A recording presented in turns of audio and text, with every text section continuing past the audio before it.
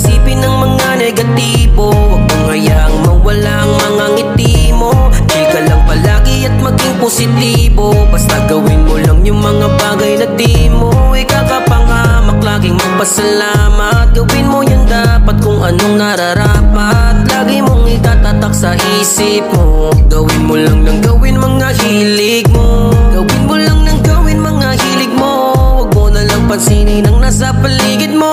Walisin ang mga negatibo, buksan ang mga ngiti mo. Palayain sa isipan ang mga tangan na hindi mo malis sa sarili mo. Ba't lagi kang nakakulong? Di naman yung sagot sa lahat ng iyong tanong. Lahat tayo ay may pag-asa na matamasa, na makamit yung magandang buhay at magandang umaga. Di lang naman ikaw ang may bitbit na mga suliranin. Isipin mo na lamang laging may Diyos ka at panalangin. Gawin mo na lamang kung ano ang dapat.